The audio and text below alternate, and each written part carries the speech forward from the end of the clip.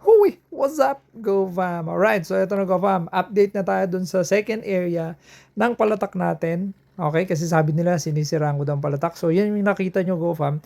Kapag malambot yung land prep nyo na ganyan, naghihilom siya. Pero pag matigas, dry, yan, hindi siya nagsasara GoFam. So yan, tinatapos nila ito. Ito na yung ating update GoFam dito sa area na to.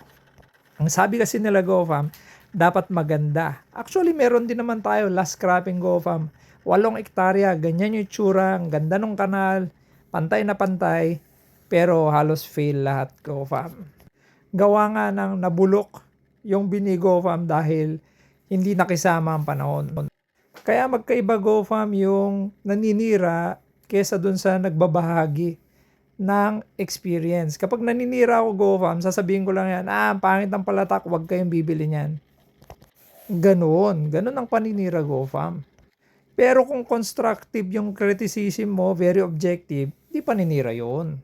So eto na GoFam, after 5 days ng pagpalatak, check na natin. Tiyanan! Alright, so nakita nyo GoFam. Very good. Happy ako dito sa nakikita ko ngayon. Nakita nyo ba dyan? Maganda GoFam. Ayan o. Ayan siya o. So itong ginamit natin dito GoFam is inbred. Nakita nyo yung mga kanal-kanal GoFam.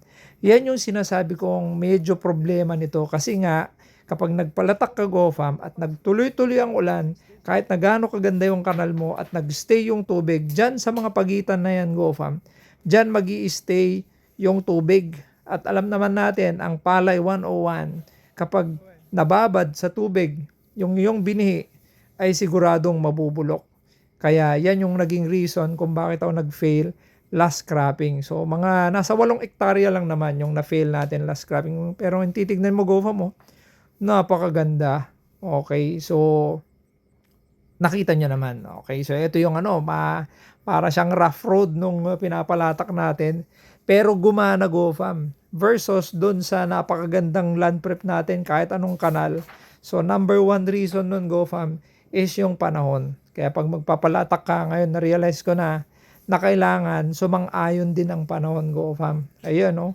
Napaka-pogi. So yun dun sa part naman na yun GoFam is sinabog tanim natin. Ayan, yun yung sabog tanim natin. Pogi-pogi din. Okay, so eto na. Yan, sabog tanim. Yun yung pinalatak natin. So very happy ako GoFam. Ito, gagawin na natin dito. Papatubigan na natin. Pero bago natin patubigan, mag-i-spray na tayo ng pandamo. Tapos patubig GoFam. Tapos mag-aantay na lang tayo. 14 to 15 days, mag-aabono na tayo. Yun. Yun ang diskarte GoFam. Woo!